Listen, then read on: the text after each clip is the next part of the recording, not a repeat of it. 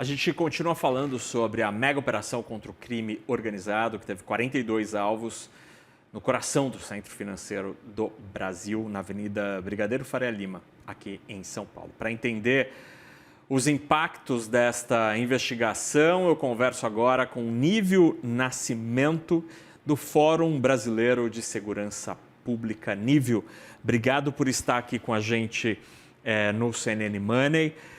Eu queria começar a nossa conversa te ouvindo sobre quão relevante é tudo isso que a gente observou nas últimas horas e de que maneira isso pode ajudar a tentar desmantelar parte da estrutura do crime organizado no Brasil. Obrigado, boa noite. Boa noite, um prazer estar aqui falando sobre esse tema tão sensível e importante. Eu acho que é um marco histórico essa operação que ocorreu hoje, porque ela vem responder a uma série de anseios, né? Há muito tempo já se falava da infiltração do PCC no setor de combustíveis, o Instituto Combustível Legal e uma série de outras organizações, inclusive o Fórum Brasileiro de Segurança Pública, já vinham apontando, né, para uma diversificação de mercados do crime organizado, que deixou de trabalhar apenas com, vamos dizer, as mercadorias tradicionais, como cocaína, maconha, armas, e passou a se inserir em vários outros mercados, né?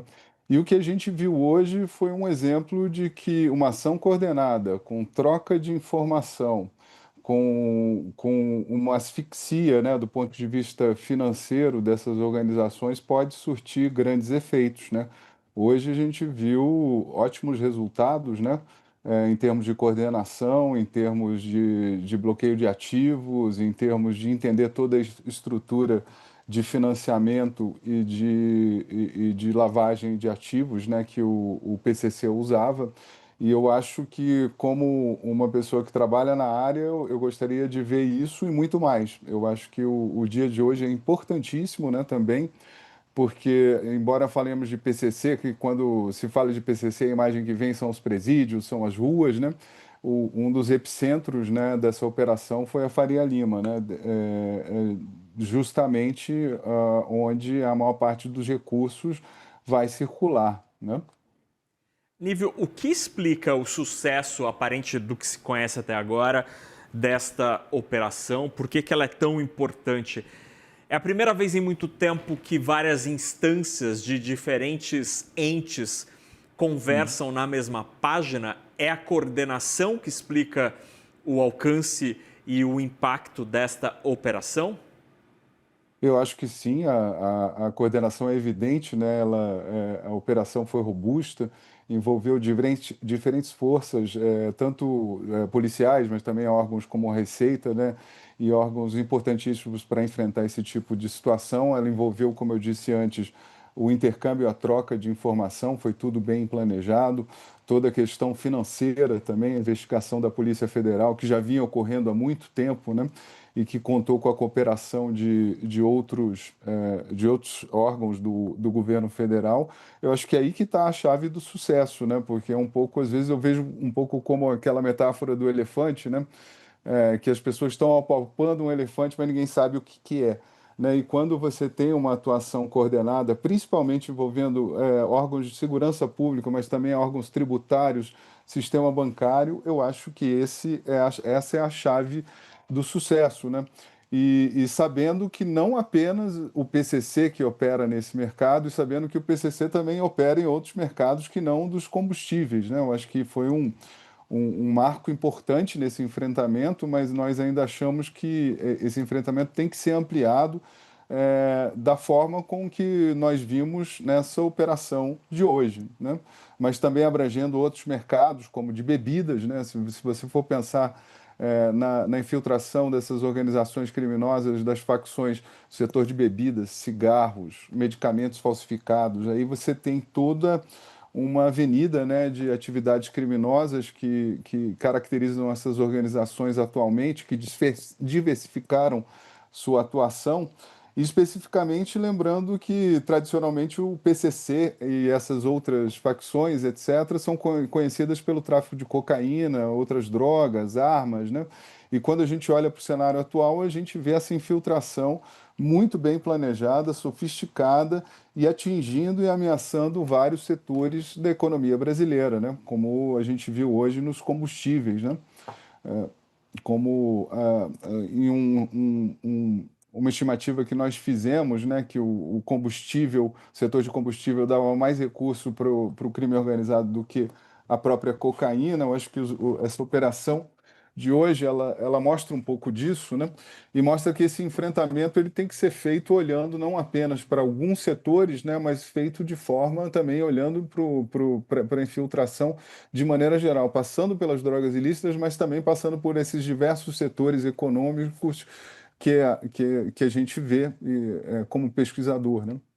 Nível, observando o alcance dos setores econômicos mencionados hoje nesta operação, então você tem desde o que é clássico na lavagem de dinheiro, que são os postos de combustível, mas também importadores, depois processadores, distribuidores, você tem usinas de etanol, açúcar e álcool influenciadas ou de posse do crime organizado, o uso de uma fintech, ou de pelo menos uma fintech, além da alocação via 40 fundos de investimento.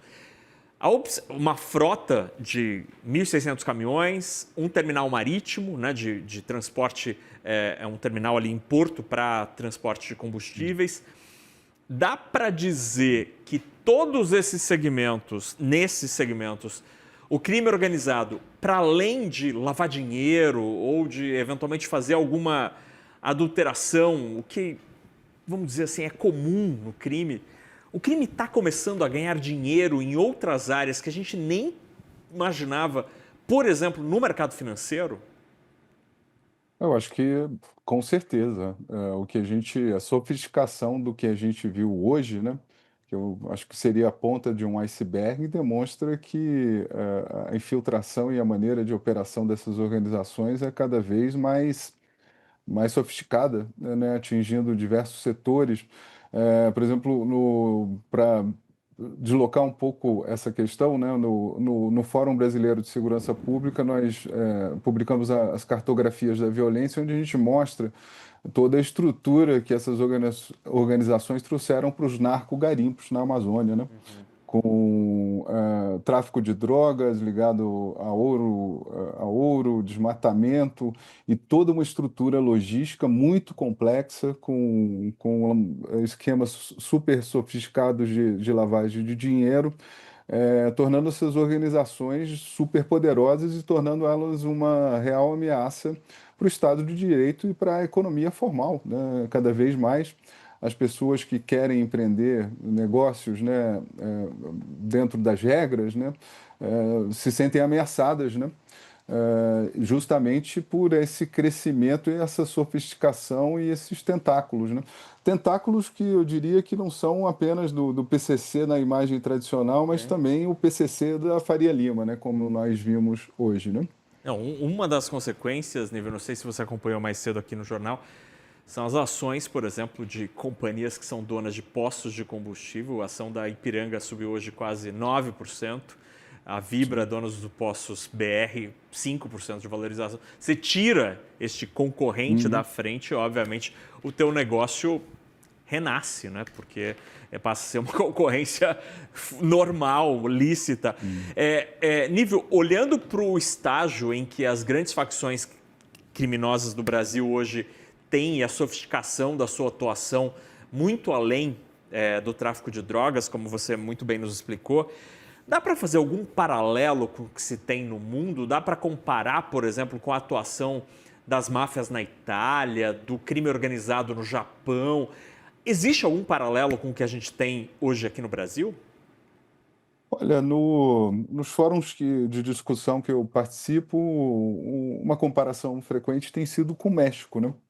onde há estimativas, às vezes, de que o crime organizado esteja se tornando o grande ator econômico, né, da economia mexicana, né? Eu acho que a grande comparação que muita gente faz, eu acho que às vezes até com certo preconceito com o México, eu não me sinto muito confortável para utilizar, mas eu acho que o México apresenta esse cenário, né, de um país federalista, de grande dimensão, extremamente ameaçado, por organizações criminosas ligadas à droga, mas também, como a gente percebe no Brasil, isso não é um fenômeno isolado, né? Isso é também um fenômeno de vários outros países, né?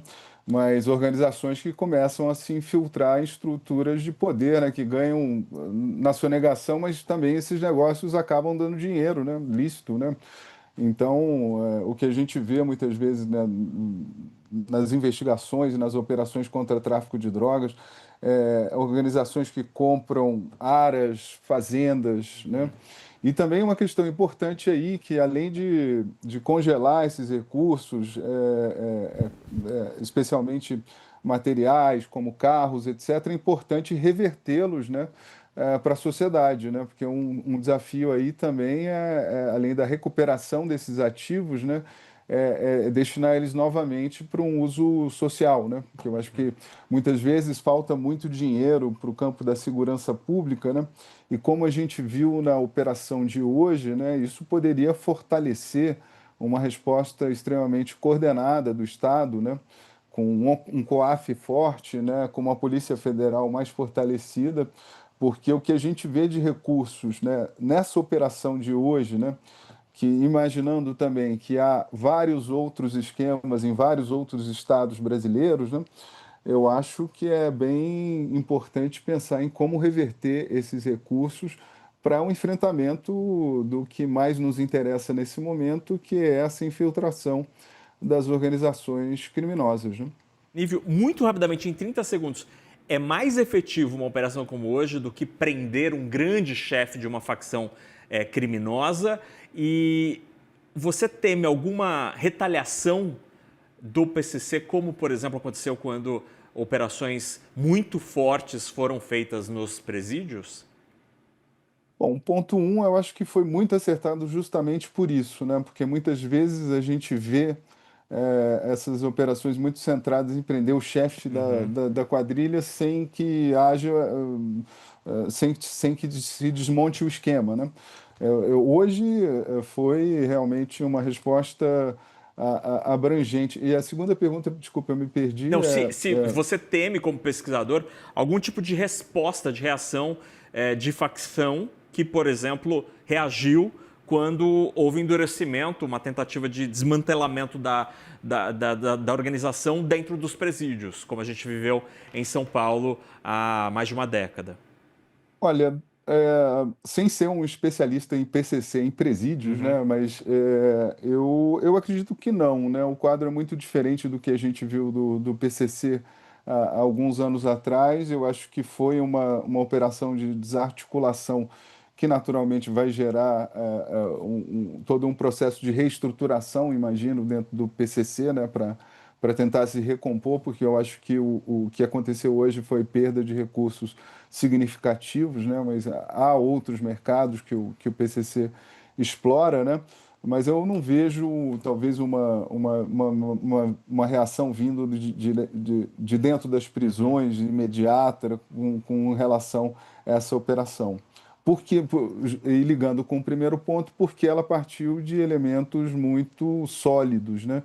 Não prender a liderança, mas pensar em toda a desarticulação de um esquema muito sofisticado de ilícitos no setor de combustível no Brasil. Perfeito. Eu acho que isso Perfeito. foi o grande ponto do dia. Nível Nascimento, do Fórum Brasileiro de Segurança Pública, a quem agradeço muito a conversa aqui nesta quinta-feira no CNN Money. Obrigado, boa noite. Muito obrigado, boa noite para todos. Até logo.